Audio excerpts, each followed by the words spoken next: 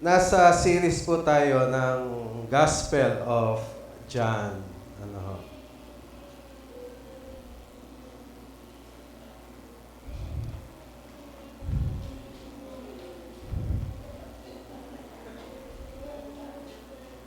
Hey. Who do you think you are? Ah, you're an airplane.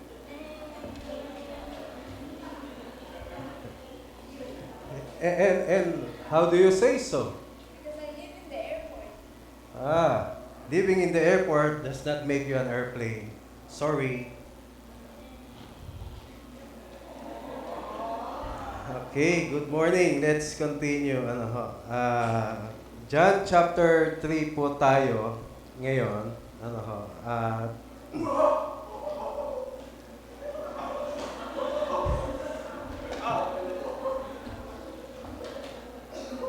Hey.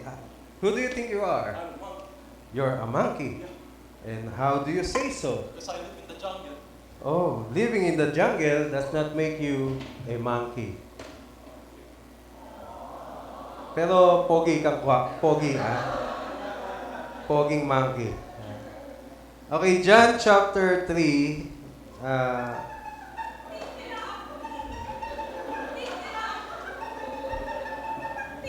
Okay ba yung mga usher natin dyan? Parang kung ano.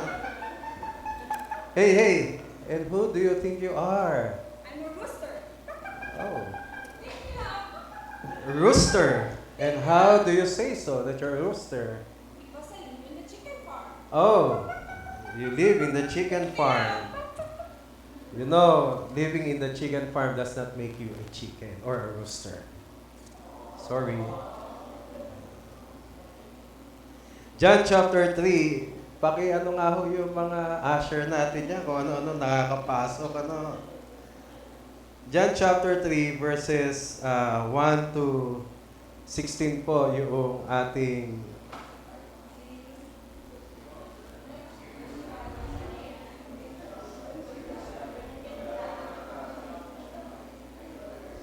Who do you think you are?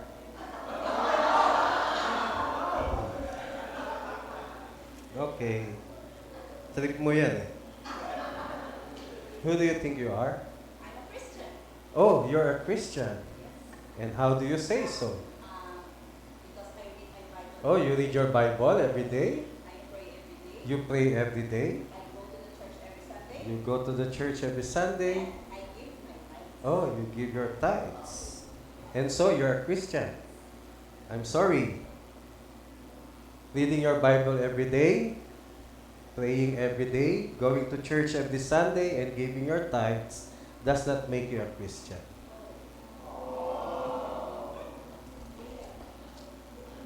Okay. Sino po ba ang tunay na Kristiyano? What makes you a Christian? In John chapter 3, verses 1 to 16, there was this a Pharisee named Nicodemus. Pharisee po siya, Pariseo. And later on, we'll give some elaboration sa bagay na yan. And sabi mo dyan, now there was a man of the Pharisee named Nicodemus, a member of the Jewish ruling council. He came to Jesus at night and said, Rabbi, we know you are a teacher who has come from God. For no one could perform miraculous signs or the miraculous signs you are doing if God were not with him. In reply, Jesus declared, I tell you the truth, no one can see the kingdom of God unless he is born again. How can a man be born again when he is old? Nicodemus asked. Surely, he cannot enter a second time in his mother's womb to be born. Jesus answered, I tell you the truth, no one can enter the kingdom of God unless he is born of water and the Spirit. Flesh gives birth to to flesh, but the Spirit gives birth to spirit. You should not be surprised at my saying you must be born again. Yun po yung title ng ating message. You must be born again. Sabi mo nga sa katabi mo, you must be born again. So, going to church every Sunday, reading your Bible, and even praying every day, giving help to the poor, or even faithfully giving your tithes to the church, does not make you a Christian. What makes you a Christian ay kapag naranasan mo yung born-again experience. Amen po ba? Kaya nga, you must be born again. Ito sabi ng Panginoon sa kanya, huwag kang ma-surprise. Do not wonder. Pag sinabi ko sa inyo, you must be born again. And verse 8, the wind blows wherever it pleases. You hear its sound, but you cannot tell where it comes from or where it is going. So it is everyone born of the Spirit. Ano yung pinakita dyan? Katulad po nitong paggalaw ng flower natin o yung mga dahon na naandyan. Alam natin na may hangin. At alam natin na siya ay umiihip. Pero yung kanyang pupuntahan o saan siya nagmumula, hindi natin mapipredict. Being born again, hindi natin masasabi in things that we do.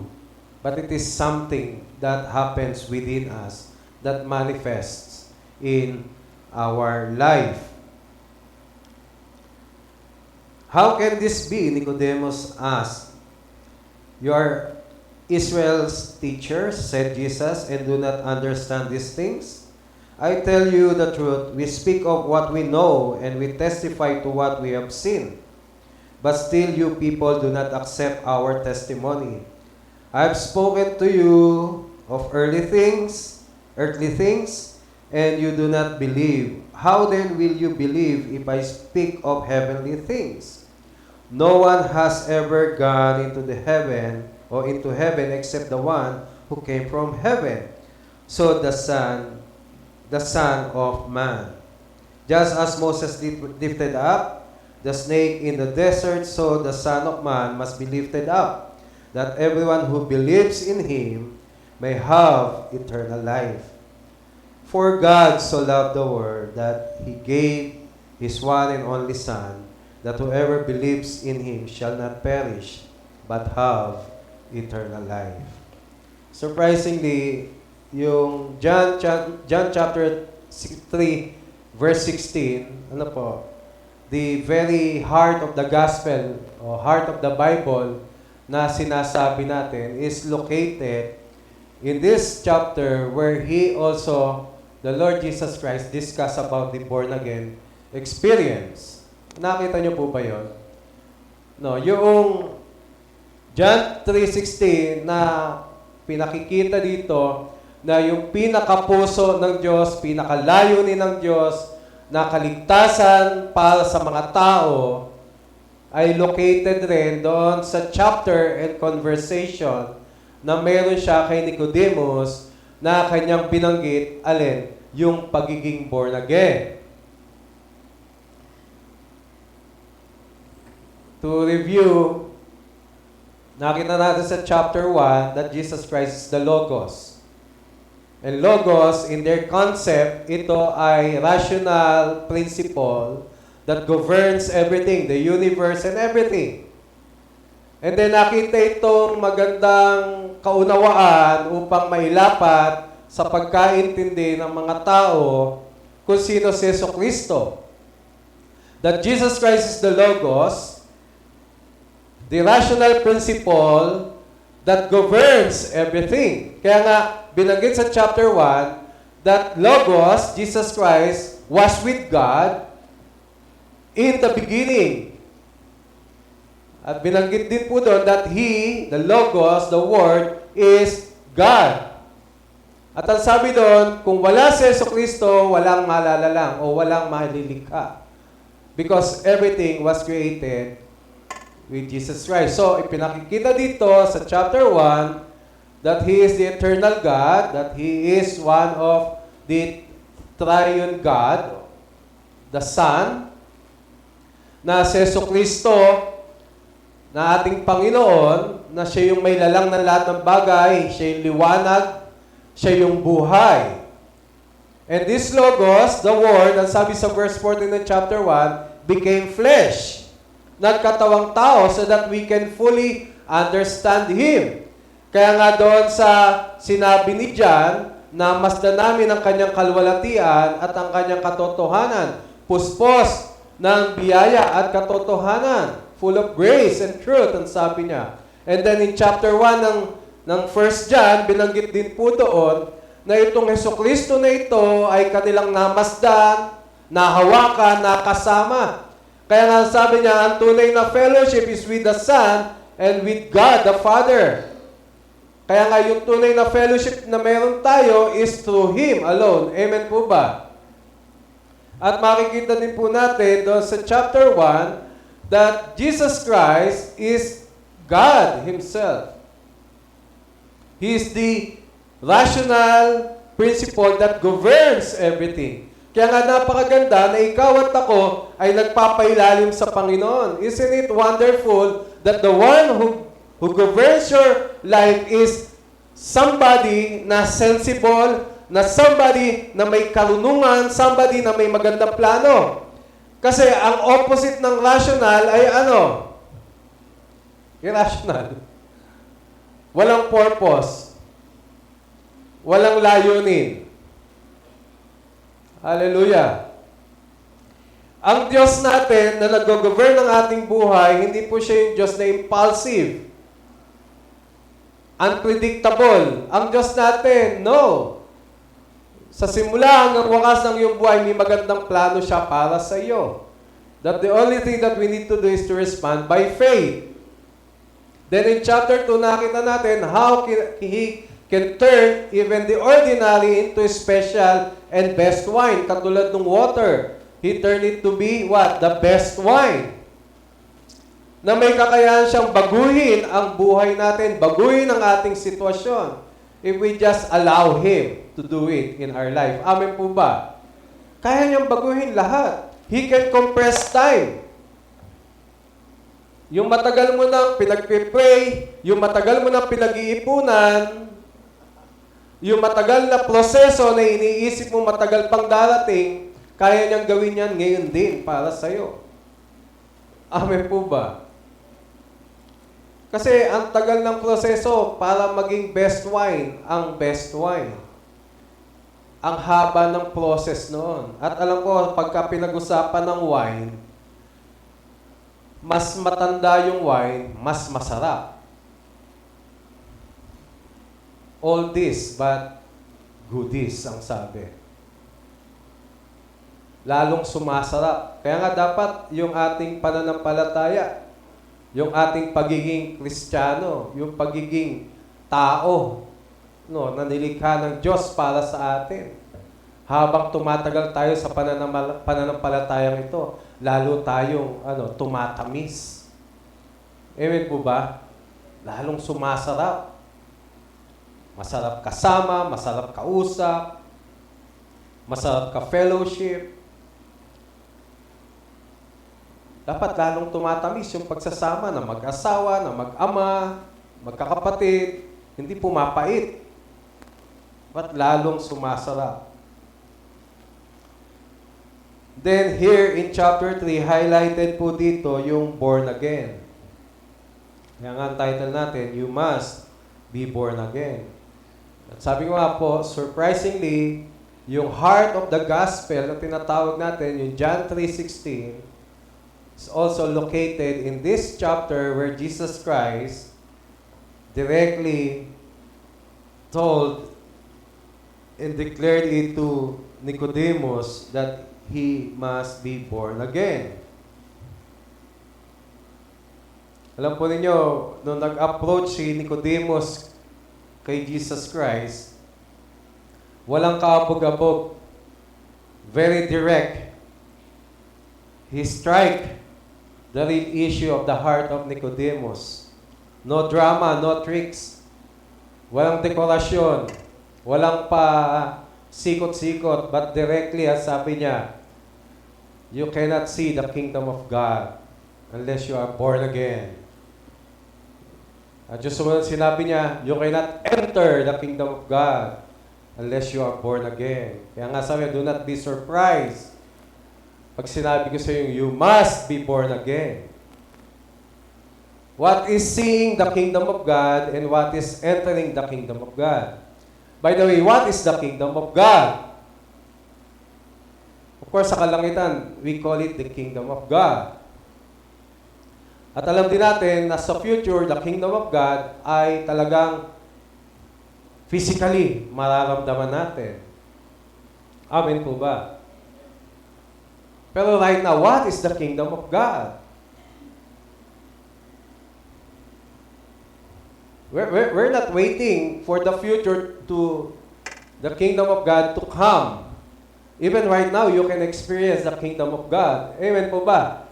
Ano yung kingdom of God? Simple lamang. Ano bang kingdom? Ano nga kingdom? Kingdom of? Kingdom of? Sino ang king? Sino nagro-rule? Sino nagpapasya? Sino nagbibigay ng tagumpay? Sino nagpo-provide? Sino kumikilos? Pwede mong maranasan yan ngayon. That's the kingdom of God right now. That our God rules in your life. That our God reigns in your life. That is the one, what? Moving in your life. Kaninang umaga, doon sa leader's devotion, napakaganda. Kaya mayroong tabernacle because this God who created everything, this God who made a covenant to His people, wants to dwell among them. Kaya nga mayroong tabernacle. Kaya nga may tabernacle. At kapag ka ang Diyos bumababa kasama nila, then His glory ay nararamdaman nila, nararanasan nila. Kaya nga yung kanilang paglalakbay, kahit 40 years yun, even their own clothing, hindi na luma. Because God was with them. Kahit sila ay grupo, malaking bayan na naglalakbay, kahit may mga teritoryo, natatalo nila. Why? Because God was with them. Kahit sila ay manlalakbay lamang, sila ay nakakakuha ng maraming yaman, lahat ng bagay ay nakakamit nila because God was with them.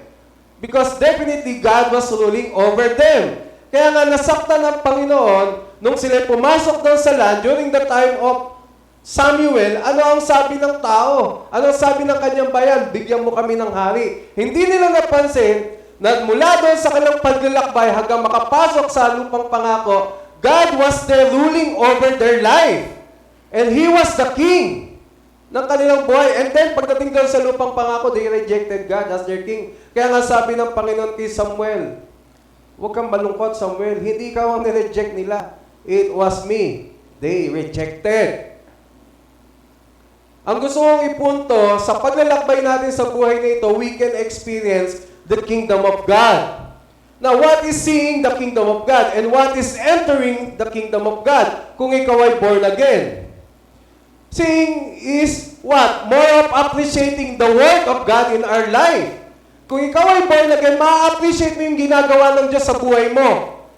Whether may digmaan, whether may karamdaman, whether may mga bagay na hindi pabor sa iyo, o ito man ay magandang bagay na nangyayari sa iyo, you are seeing God ruling over your life.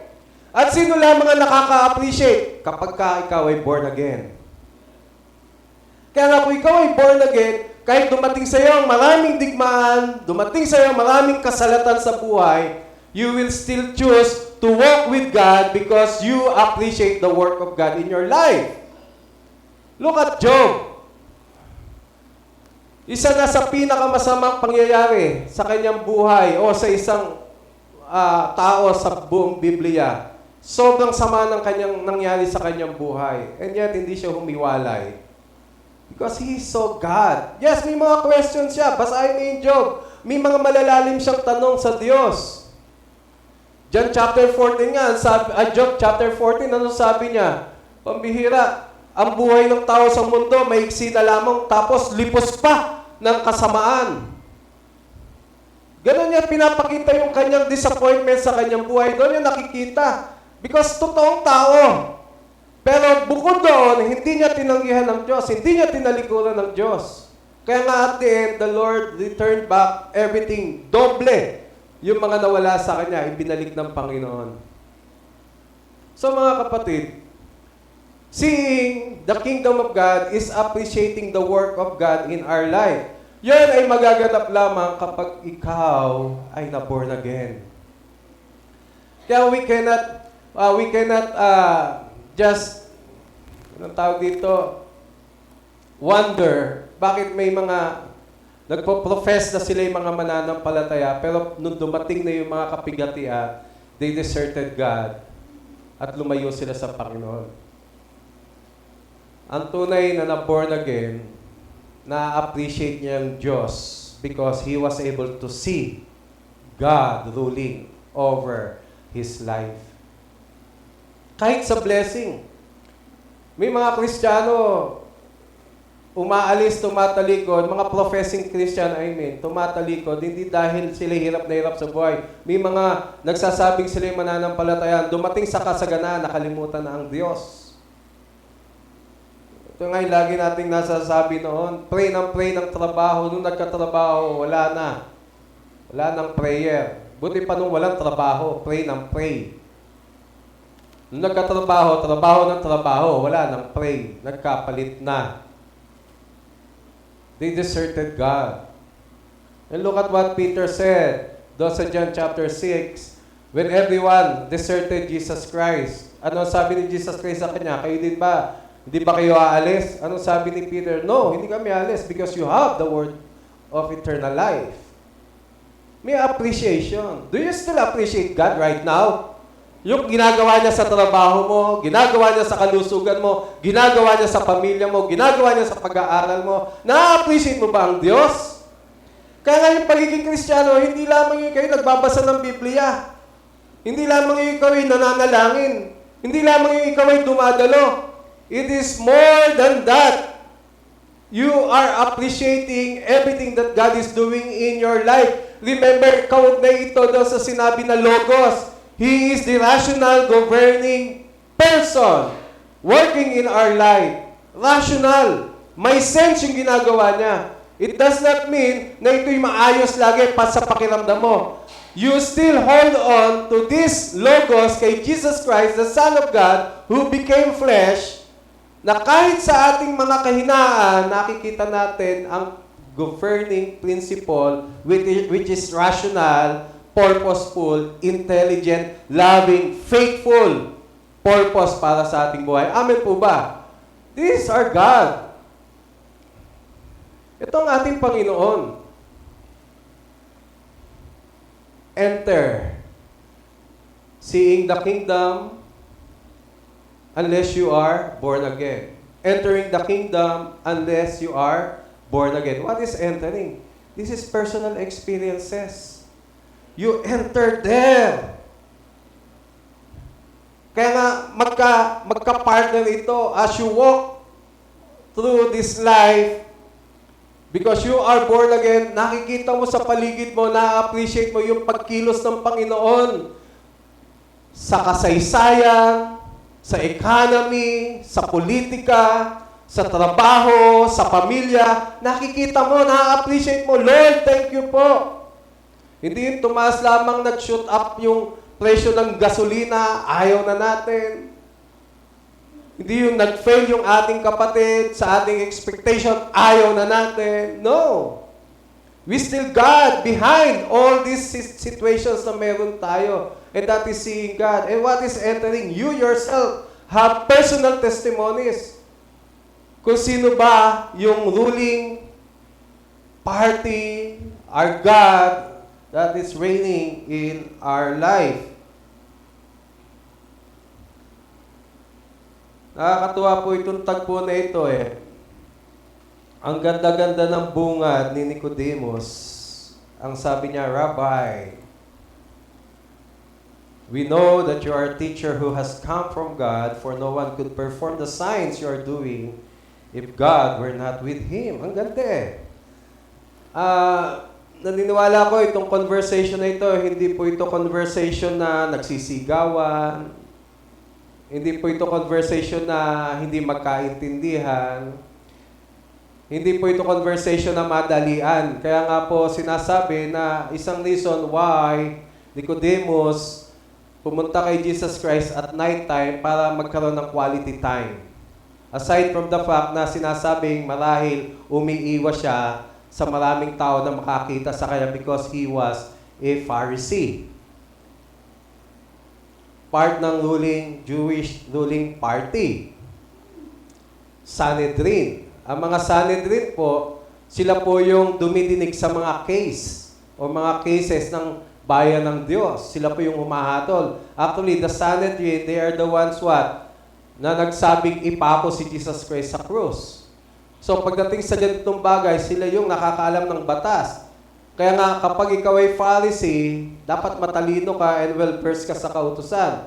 And not only that, kapag ikaw ay one of the ruling council ng Pharisee, 71 po yan, ibig sabihin, hindi ka lamang matalino, kundi mas mataas pa ang katalinuhan mo. Kaya nga sinasabing gabi, nahihiya siya na baka may makakita. At ang isang punto doon, pumunta siya doon para makipag-usap kay Jesus Christ at magkaroon ng quality time. Hindi po ito yung dalawang naranasan niyo, yung dalawang naka-e-bike, nagkasalubong sa kalsada, doon pa nagkwentuhan.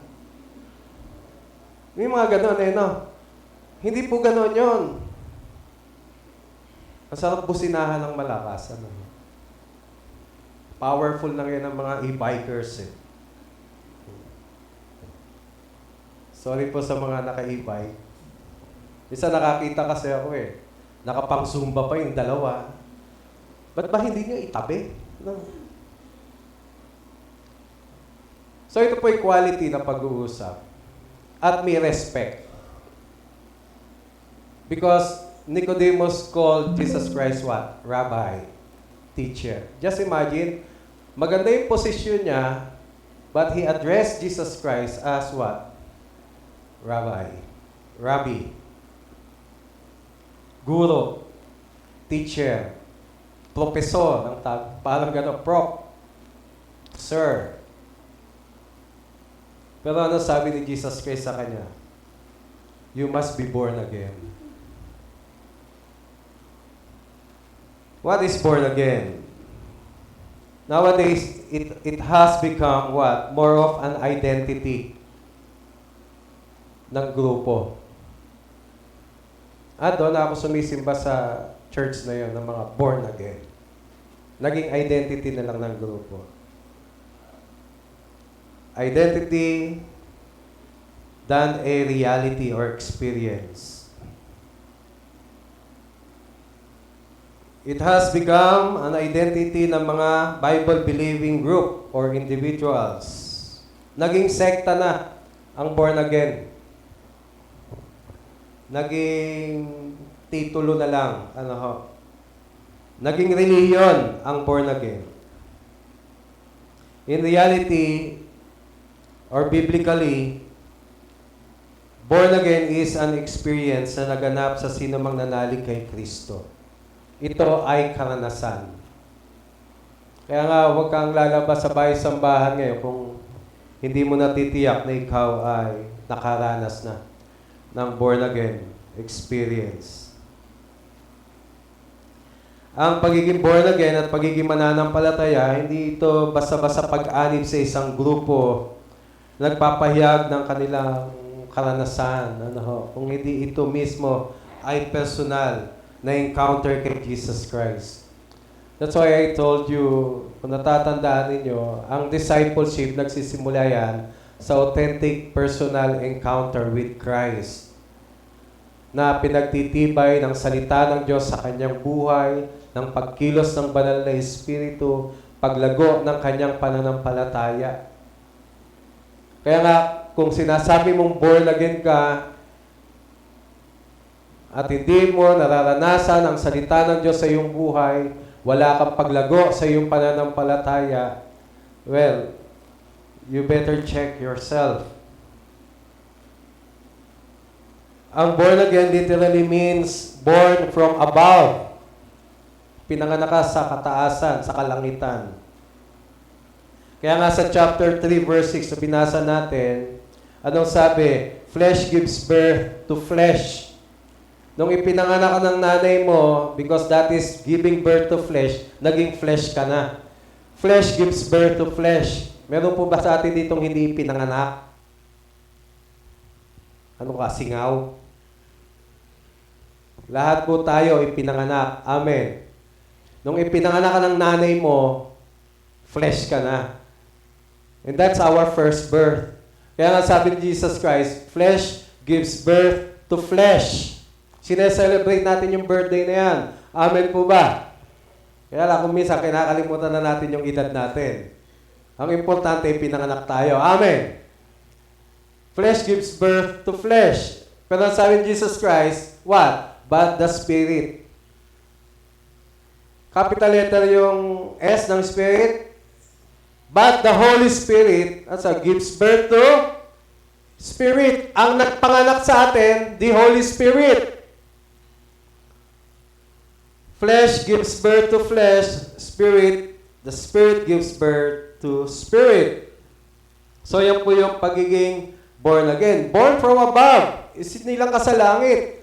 So to make things clear, ang pagiging born again, hindi pag-anib, pagsama sa membership numbers ng church, hindi pagdalo, hindi pagbibigay ng tithes, hindi yung mga bagay na yan. Ang pagiging Kristiyano, ang pagiging born again, naranasan mo yung pagkilos ng banal na Espiritu sa buhay mo at nagkaroon ka mula sa kalooban ng tunay na kapanganakan sa Espiritu.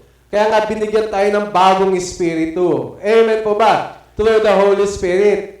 Kaya nga, ito ay inilalarawan doon sa bautismo. Nung ikaw ay binautismohan, ipinapakita mo doon na merong nangyari sa kalooban mo. That there's this regeneration, bagong kapanganakan sa kalooban mo. At nagmula doon yung confession na ikaw ay namatay kasama ni Jesucristo at kung ikaw man ay muling nabuhay, ikaw ay nabubuhay kay Kristo. Amen po ba? Kaya nga yung ginagawa po natin pag kami babautismo, not just a ceremony. Ang tunay na bautismo, karanasan mo kay Jesucristo na kilos ng banal na Espiritu sa buhay mo. Amen po ba?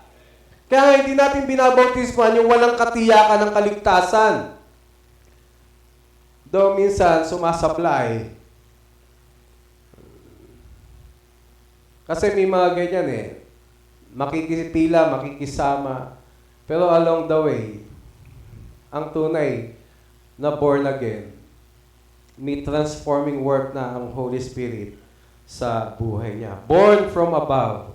Kaya nga, kung saan kayo pinanganak, kikilalanin ka na citizen nun. Tama po ba? Amen. Kausap ko yung kapitbahay namin, ninong namin sa kasal, yung apo niya, pinanganak sa Canada, and therefore, Canadian citizen. Tama po ba? Kasi yung kanilang anak, tsaka yung asawa ng kanyang anak, na magulang nung ipinanganak, ay Canadian citizen. At doon ipinanganak, unlike doon sa two other kids na dito ipinanganak, may ibang citizenship. Yung dalawa by acquisition, na-acquire. Pero ito talaga, pinanganak.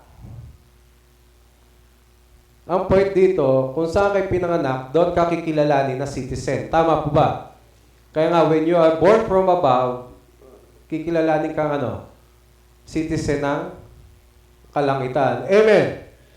Kaya nga yung mga 60 years old dito, 3 na citizenship nyo. Tama po ba?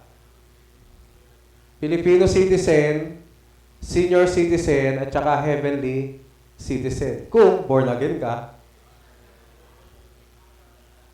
Tama po ba? Sana nga may ganun na may i-release na card ang langit. Tapos may discount din. Pero hindi Nakasilyado yan sa ating puso by the Holy Spirit. Ang nakakatuwa dito, ang ganda ng status ni Nicodemus, even his name. Nico. Diyan po galing yung salitang Nike. Nike. Means champion, victorious, winner. Yung demos, people. Demo. Okay? Demo, kumbaga. Kaya nga Nicodemus, people's champ. People's champion. Panalo sa mga tao. Parang si Manny Pacquiao, di ba? Kahit natatalo siya sa ring, he remained the people's champ. Tama po. Nicodemus, bukod sa kanyang magandang pangalan, sa kanyang magandang pinag-aralan, some other time I will explain to you bakit napakahirap maging Pharisee. At ano yung customary nila mula bata pa lamang, ano yung mga kautusan na idinidikta na kailangan nilang sauluhin at sauluhin hanggang paglaki nila. Kaya nga kapag ikaw ay Pharisee, mayroon ka ng edge sa karamihan. Ibig sabihin matalino ka, kaya mong mag-impok ng maraming information, maraming sauluhin sa utak mo. At kapag ikaw ay kasama doon sa ruling council, ibig sabihin you know how to apply all these things na mayroon ka. Kaya alam po ninyo, ang abogado, hindi lamang yan pagpasa sa bar. Inaalala kayo? Hindi lamang kung 80% ka sa bar, okay na yon. No, hindi. Kaya nga sabi ng matatalinong abogado, ang talagang mahuhusay na abogado, hindi lang yung pagpasa sa bar, yung application ng law sa mga cases na inilalapit sa iyo. Yun nagkakaroon ng edge ang bawat abogado. Tama po ba? Iisa yung lisensya na ibinibigay ng PLC pag ikaw ay bar passer. Amen? Pero yung practice and applying the law sa mga sitwasyon at cases na inilalapit sa'yo, that's different. Doon nagkakaroon ng mahuhusay talagang abogado. So, meaning to say, kapag ikaw ay Jewish ruling council, you have all the knowledge about the law, nakaimbak yan sa utak mo, pero alam mo paano i-apply. Kasi maraming inihahain sa yung mga cases na pang-community ng Israel at kayo ang hahatol doon. Paano kung hindi mo alam? So, ibig sabihin talagang salang-sala. At isa doon si Nicodemus sa ruling council. So, ibig sabihin, hindi siya basta ordinaryong tao. Religious person. Influence. May influence siya sa kanyang paligid about being godly. Law of Moses yun. Hindi po yung konstitusyon lamang ng bansa. Law of Moses na galing mismo sa Diyos. Hindi pa po kasama doon yung mga traditions of the elders na unwritten, hindi sinulat. Kasi dinagdag lamang yun. And yet, isinasama nila sa kanilang tradisyon, sa kanilang practices.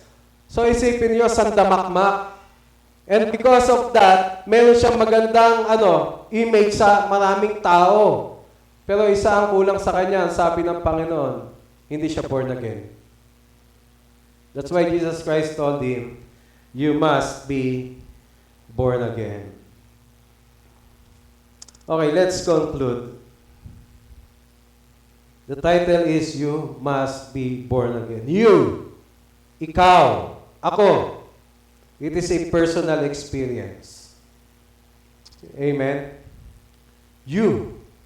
Ang sabi ng Panginoon kay Nicodemus, you. Hindi niya sinabing, you look at Peter, he must be born again. Hindi niya sinabi. Hindi niya sinabing, you look at the high priest, si Caiaphas, he must be born again. No, ang sabi niya, you must be born again. A serious talk. A direct and very striking words para sa atin. You must be born again. Ano ba sabi? You must. Pag sinabing must, it is what? Necessary. Mayroong sense of urgency. You need it. Amen? Kaya sabi niya, ikaw, Nicodemo, marami kang religious experiences, marami kang alam na law, ikaw ay kilala sa maraming tao, ikaw ay matalino, pero ikaw, kailangan mo. There's a sense of urgency. Because Jesus Christ was talking about the kingdom of God. A person cannot see, cannot appreciate God and His works, His salvation, everything na included doon sa gospel unless he is born again. You must. It cannot be delayed. Hindi pwedeng ipagpabukas. Amen po ba? Hindi sinabi, you may be born again tomorrow. Balik ka na lang. Hindi sinabi ng Panginoon. Kaya nga, when you are encountering God right now, and His Word is striking your heart, this is the time para ma-born again. There's a must. May urgency. Very direct. Hindi alatsamba ang Panginoon. Dinirekta niya si Nicodemus. You must. There must have no delay. Cannot be delayed. Hindi pwedeng ipagpabukas. This is Jesus Christ showing concern to Nicodemus at sa kanyang tunay na kondisyon. Amen. Pinapakita na nito na may malasakit ng Panginoon kahit kay Nicodemus. Hello? Pinakikita rin nito na may malasakit ang Panginoon sa iyo. Bukod sa yaman, talino, kakayahan, magandang buhay na meron ka, mas higit na concern ng Panginoon, yung buhay na walang hanggan para sa iyo. You must. Ano pa sabi? Be. What is be? That is an auxiliary verb. Linking verb. Ano po? Na hindi tumutukoy sa pag sinabi kasing verb, something that we do. No. It's all about the state of your being. State of being. The state of your existence. Ikaw mismo. Nung sinabing, you must be born again, hindi yung ginagawa ni Nicodemo. Hindi kung ano yung meron siyang medalya o natapos sa pag-aaral. Hindi ito tungkol sa mga bagay, kundi kung ano talaga siya. The state of his being. What is the state of your being? Hindi mo yung titingnan, i-evaluate sa yaman, talino na mayroon ka. Yung talagang content ng puso mo. It is who you are at your core. Hello? Mali sa ating mga tao, at mali din sa ating pagpapasya kung tinitingnan lang natin yung tao base sa kanyang hanap buhay, base sa kanyang background. At malaking tendency sa atin na i-judge sila, i-promote sila, i-demote sila, hatulan sila, i-praise sila, base sa nakikita. Kaya nga, salvation, very personal yan. Dahil pagharap mo sa Panginoon, alam mo kung ano talaga yung ikaw. Yung ikaw na itinatago mo sa harap ng tao. Yung ikaw na itinatago mo sa religious experiences o religious things na meron ka. Yung ikaw na itinatago mo sa posisyon mo sa trabaho, posisyon mo sa gobyerno, posisyon mo sa pamayanan. Yung ikaw kung ano yung posisyon mo sa pamilya. Ganoon natin tinitingnan ng sarili natin. Pero yung sinasabi ng Panginoon na you must be born again, ang tinutukoy niya dito yung core, the very core of the person. Alam nyo, minsan, dahil sa sobra nating pagtatago, nalilito na rin tayo kung ano talaga tayo. Because we used to go to church, we used to pray, we used to do all this traditionally. Hindi na natin malaman kung talaga ba born again tayo. You must be. This is the state of being. The state of your existence. It is who you are at your core. So, meaning to say, mga kapatid, sa katapusan, yung lundo ng sinasabi ni Jesus Christ, describing what a deep internal transformation of one's nature. Ito yung tinutukoy ni Jesus Christ dito. Transformation of one's nature. Not merely outward change or moral improvement or religious practices. It is transforming the very core of your personality. The very core of you, ikaw mismo, ako mismo. Dito nagsisimula yung tunay na pagbabago. Kaya nga nakakatuwa, John 3:16 is telling you and me, ganito tayo kamahal ng Panginoon. Pero for you and me to experience that, diniscuss muna ano yung pagiging born again. Because God is so concerned about you and me. Concerned siya sa eternity. Kung saan mo i-spend ang iyong eternity. And this is the reason why, for God so loved the world that He gave His one and only Son, Jesus Christ, so that everyone who believes in Him will not perish, but have what? Eternal life. Kailan mangyayaring eternal life? Ano yung faith na tinutukoy doon? In this context, experiencing the inward, the core of that person na magkaroon ng transformation. Flesh gives birth to flesh, but the Spirit, it is the Spirit, it is the Holy Spirit's work. Hindi tayo nagpapaborn again sa tao.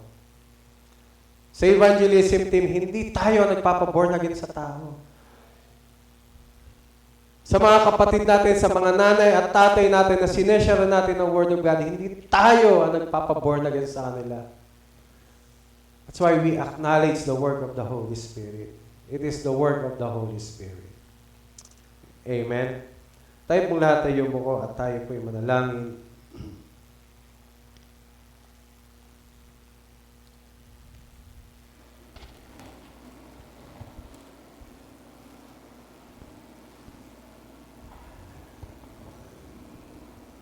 Marahil ang topic na ito about born again ay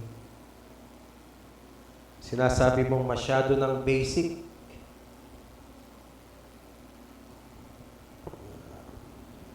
Very elementary yung teaching ng born again.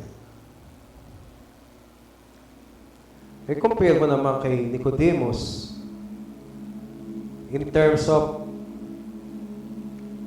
morality, in terms of his influence, in terms of his knowledge, being part of the ruling council. Wow, he's somebody.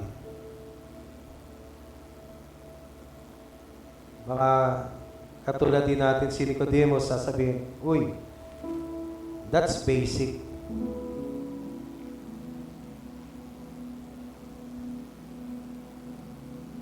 Pero directly, sinabi ng Panginoon sa kanya, you must be born again.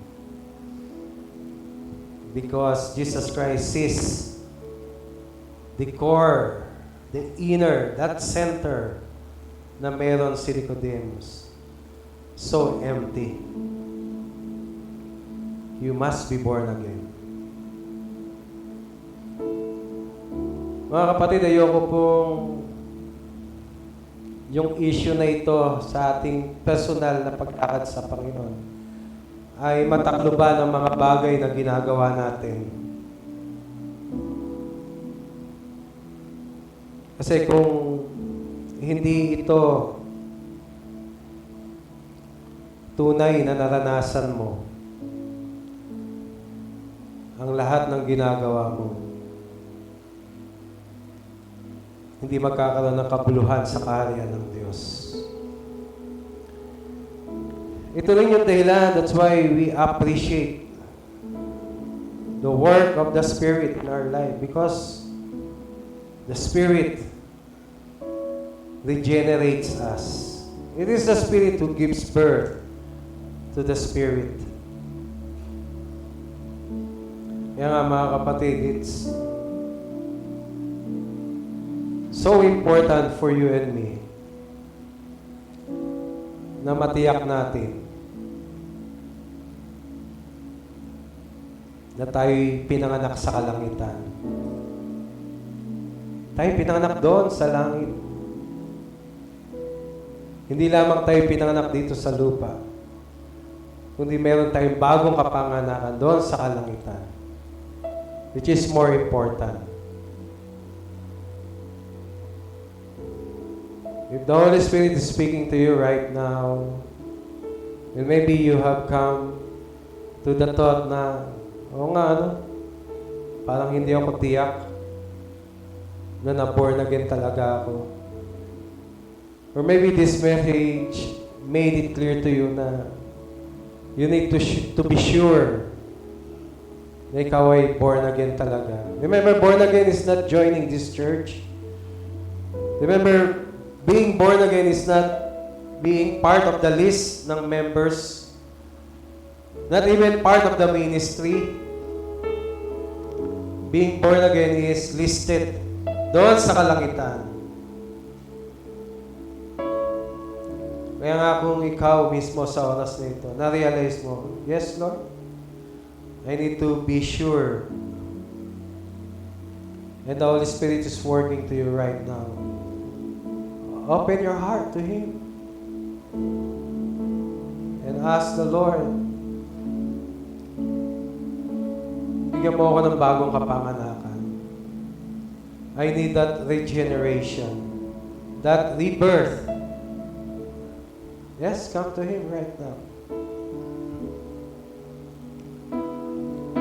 And if you want, just follow this prayer. Sabihin mo, Panginoong Jesus, naintindihan ko na kailangan ko ang bagong kapanganakan. Mula ngayon, nais ko na buksan ang aking puso at maghari ka sa aking buhay bilang Panginoon at tagapagligtas. Panginoong Jesus, hayaan mo na ang iyong banal na Espiritu magbigay sa akin ng bagong kapanganakan so that I may see and enter your kingdom. Ama, salamat po sa pangalan ni Jesus. Amen. Father God, we thank you for your message this morning, bringing us, O Lord, doon po sa tunay na mensahe ng kaligtasan. Panginoon, salamat po dahil pinakita mo yung kahalagahan na kami po ay panganak na muli. Ama, salamat po sa iyong mensahe. Salamat po sa iyong pag-ibig. At ikaw, Panginoon, ang siyang sumaamin. Ito ang aking panalangin sa pangalan ni Jesus. Amen. Amen.